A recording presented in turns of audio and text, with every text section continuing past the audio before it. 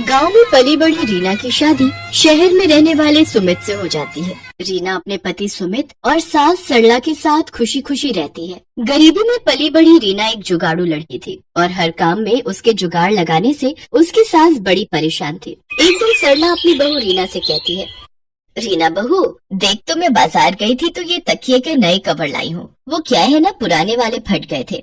जानती हूँ माँ जी, इसलिए मैंने पुराने रखे सभी कवर को जोड़कर नया कवर बना दिया। ओह अच्छा, मैं तो भूल ही गई थी कि मेरी बहू तो जुगाड़ू है, वो हर चीज में कोई न कोई जुगाड़ लगा ही लेती है। अच्छा, अब इन नए कवर को अलमारी में रख दे, कोई मेहमान आएगा तब निकाल लेंगे इसको। ऐसे कुछ दिन बीत जाते हैं। फिर एक रोज सरला और सुमित डिनर करने के लिए बैठे होते हैं। रीना गर्मा गर्म रोटी पकाकर उन्हें खिला रही होती है, लेकिन थोड़ा वक्त बीत जाता है तो रीना रोटी लेकर नहीं आती। तब सुमित उसे आवाज देते हुए कहता है, अरे रीना कहाँ रह गई, जल्दी रोटी लाओ ना, मेरी रोटी खत्म हो गई है। उधर रसोई में रोटी पका रही रीना सोचती है, हे भगवान, इस गैस सिलेंडर को भी अभी खत्म होना था। उधर माँ जी और सुमित जी रोटी का वेट कर रहे हैं, अभी आधे पेट उन्हें उठाना सही नहीं रहेगा। सोच रीना सोच, अपना ही कोई जुगाड़ सोच फिर से। इतना कहकर रीना छत पर रखी कुछ लकड़ियाँ ले आती है, फिर 4 ईंटों का चूल्हा बनाकर उसमें रोटी सेकती है और फिर गर्मा गर्म रोटी पकाकर सबको खाने को देती है। फिर अगले दिन सुबह सरला अपनी बहू की मदद के लिए रसोई घर में जाती है तो देखती है कि उसकी बहू बर्तन राख से धो रही होती है। अरे बहू, ये क्या कर रही है, तू राख से बर्तन धो रही है? हाँ माँ जी, अभी देखिएगा सारे बर्तन कैसे चमक जाएंगे। अरे हमारे गांव में तो साबुन कहाँ होता था, हम तो राख से ही बर्तन धोते थे। बर्तन में भी चमक आ जाती है, साथ ही साबुन के पैसे भी बच जाते हैं। हाँ हाँ, वो सब तो ठीक है, पर एक बात बता, तू ये राख लाई कहाँ से? अब क्या बताऊँ मैं आपको, कल रात को जब आप डिनर कर रहे थे तो सिलेंडर खत्म हो गया था और खाने के बीच से आपको उठाना मुझे सही नहीं लगा, इसीलिए मैं छत पर रखी लकड़ियाँ ले आई और 4 ईंट से चूल्हा बनाकर आप लोगों के लिए रोटियां सेक दी। हे भगवान बहू, तुझे पता भी है लकड़ियाँ कितनी महंगी हैं। वो लकड़ियाँ तो मैंने लोहरी पर जलाने के लिए रखी थी और तूने उनसे चूल्हा ही जला दिया। अरे माँ जी, खाना खाओगी तभी तो लोहड़ी देख पाओगी ना।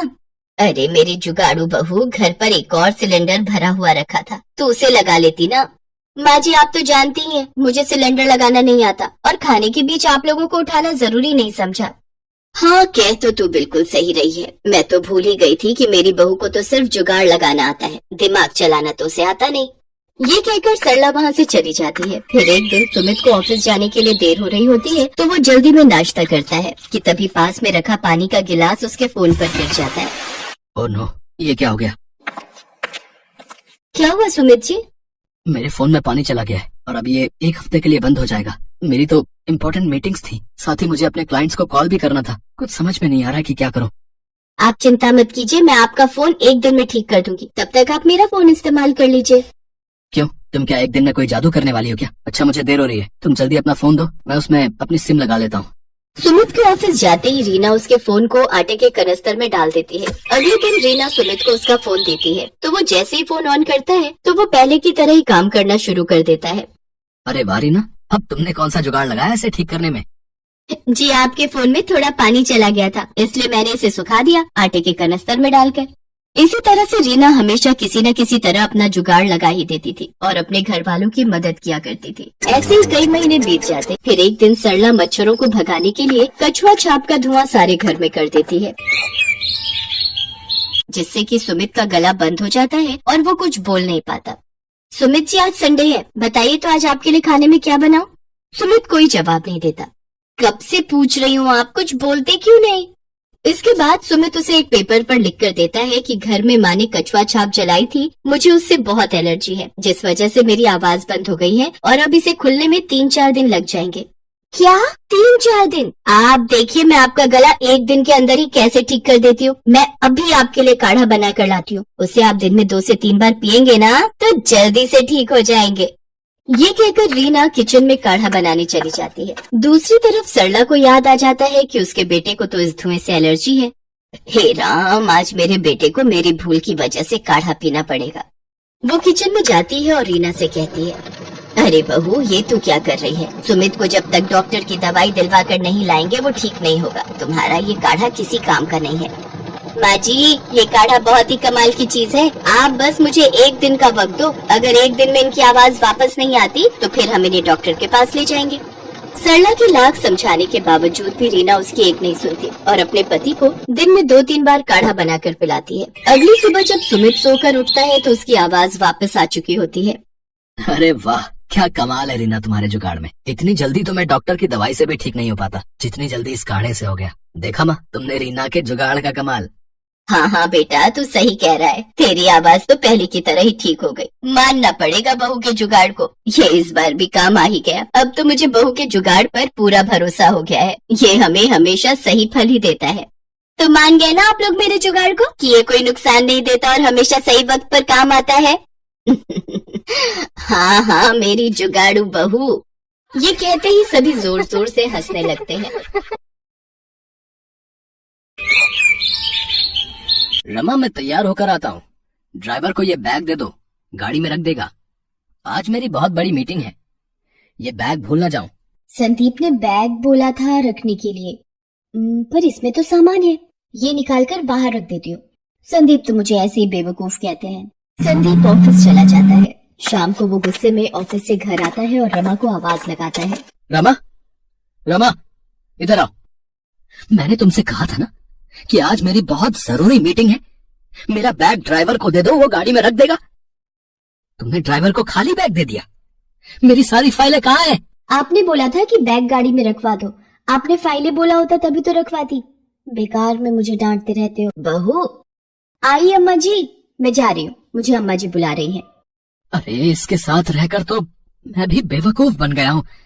पता नहीं किस दिन इसे अक्ल आएगी। जी अम्मा जी, आपने बुलाया?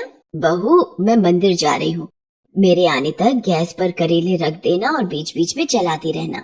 रमा की सास सुनीता मंदिर चली जाती है और रमा की बेवकूफी शुरू हो जाती है। आज अम्मा जी बहुत खुश होंगी।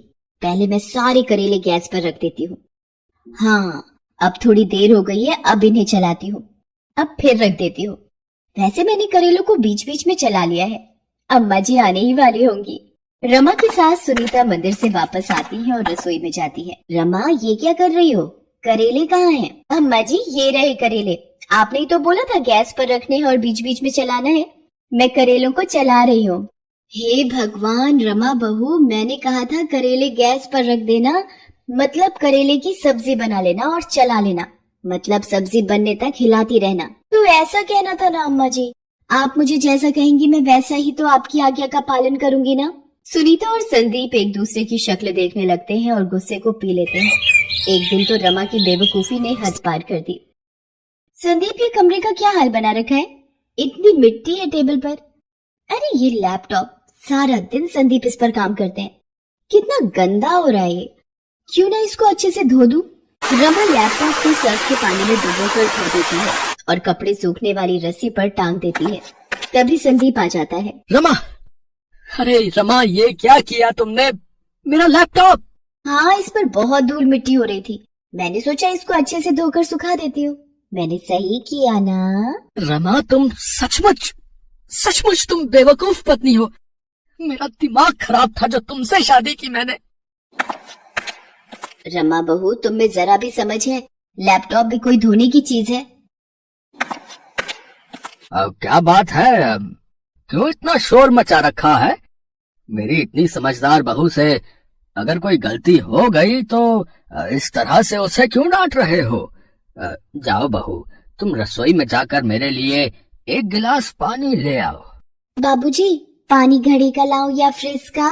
बेटा घड़े का ले आओ। बाबूजी छोटे घड़े का पानी लाऊं या बड़े घड़े का? बेटा किसी भी घड़े का ले आओ। अच्छा तो स्टील के घड़े का पानी लाऊं या मिट्टी के घड़े का? अब देते रहो जवाब, मैं तो चली कमरे में सोने। इस बेवकूफ की बातों में कौन उलझे। अब रहने दो रमा बहू, मैं पानी खुद ही पी लेता हूँ। तुम अपना काम करो। अच्छा हाँ। अच्छा ठीक है बाबूजी, वैसे पता नहीं मुझे सब इतना बेवकूफ क्यों समझते हैं। ऐसे ही डांट दिया मुझे, पर धुलने के बाद ये लैपटॉप कितना सुंदर दिखाई देता है। संदीप और रमा की सास रमा की बेवकूफी से बहुत परेशान रहते थे। एक दिन संदीप और रमा के ससुर जयप्रकाश को किसी जरूरी काम से दूसरे शहर जाना था। अब सुनीता, मुझे और संदीप को जरूरी काम से लखनऊ जाना है। अपना और रमा बहू का ध्यान रखना है। और तुम भी जरा अपने फालतू दिमाग का कम इस्तेमाल करना। अरे कभी तो बहू को डांटे बिना कोई काम कर लिया कर संदीप बेटा, है? चल अब देर हो रही है, ट्रेन का वक्त हो रहा है, चल। संदीप और जयप्रकाश लखनऊ चले जाते हैं। दोपहर के वक्त रमा अपनी पड़ोसन सुधा के साथ बात कर रही थी। अब क्या करूं सुधा, तू ही बता, कितना ध्यान रखती हूँ सबका, फिर भी संदीप और माँ जी मुझे बेवकूफ ही समझते हैं। वो तो तू है ही। क्या कहा? नहीं नहीं नहीं, कुछ नहीं। मेरे पास एक इलाज है जिससे तेरी सास और पति तेरे से खुश हो जाएंगे। मैंने भी यही अपनाया था। बहुत चमत्कारी नुस्खा है। क्या क्या नुस्खा है सुधा, जल्दी बता। सुधा रमा की बेवकूफी का फायदा उठाकर उसे एक बेवकूफी से भरा नुस्खा बता देती है। ये नुस्खा तेरे बहुत काम आएगा। वैसे तुझे पता है रमा, पिछली गली में कल रात एक घर में चोरी हो गई। चोर छत के दरवाजे से घर में घुस आए थे। क्या? छत के दरवाजे से? मुझे याद आया, हमारी भी तो छत का दरवाजा खुला रहता है, उसकी कुंडी खराब है। चलो अच्छा है चोरों को ये बात पता नहीं चली। अच्छा अब मैं जाती हूँ। रमा को छत के दरवाजे के बारे में बात करते हुए वही चोर सुन लेते हैं। वो बड़े शातिर चोर थे और उसी गली के आसपास ऐसे लोगों के घर की खबर रखते थे जिनके घर चोरी की जा सकती थी। इशारे से दोनों चोर बात करते हैं कि रात में इसी घर में चोरी करेंगे और उस वक्त वहाँ से चले जाते हैं। रमा घर के भीतर आ जाती है रात के वक्त। अब चल भाई जल्दी से चोरी कर लेते हैं, छत का दरवाजा खुला हुआ है। लगता है दोनों सास बहू घर में अकेली हैं, कोई आदमी घर में नहीं है, तो चोरी करना और भी आसान हो जाएगा। हाँ? दोनों चोर चोरी करने ही वाले थे कि तभी रमा की सास की आवाज सुन लेते हैं और सीढ़ियों पर ही रुक जाते हैं। ओ रमा बहू, ये क्या कर रही हो? पूरे घर में मिर्चों का धुआं कर दिया। ये मिर्ची क्यों जला रही है? हे भगवान, मार दिया रे। अम्मा जी ये नुस्खा है, ये आप अभी नहीं समझोगे। पहले इन मिर्चों के धुओं को घर घर के कोने में फैल जाने दीजिए। रमा मिर्चों का धुआं फैलाती हुई छत की सीढ़ियों के पास भी जाती है, जिसकी महक से दोनों चोर तेज तेज खांसने और चीखने लगते हैं। उनका बुरा हाल होने लगता है। अरे कोई बचाओ, इस पूरे घर में मिर्च है। ये कैसा घर है भाई? अरे भाग लो यहाँ से यार। ये किसके खांसने की आवाज आ रही है? रमा बहू ये तो चोर है। चोर चोर, जल्दी आओ, बहू दरवाजा खोलो, हमारे घर में चोर घुस आए हैं। अरे मेरी अम्मा, हमें जाने दे, हम तो बुरे फंसे जो तेरे घर में आ गए थे चोरी करने। रमा बहू जरा वो सामने रखा डंडा लाना, इन चोरों की तो आज खैर नहीं। रमा और सुनीता दोनों चोरों को पीटने लगते हैं। इतनी देर में मोहल्ले के लोग भी आ जाते हैं और चोरों को पकड़ लेते हैं। ये तो वही चोर है जिन्होंने पिछली गली में कल रात को चोरी की थी। मारो इनको, पकड़ो, पुलिस के हवाले करो, मारो। दोनों चोरों को मोहल्ले के लोग पुलिस के हवाले कर देते हैं। रमा बहू तुमने तो कमाल कर दिया, वाकई में तुम बहुत अच्छी बहू हो। सुधा इधर आ, मुझे लगता है तेरा नुस्खा काम आ गया। अम्मा जी मेरे से पहली बार इतने अच्छे से बात कर रही है।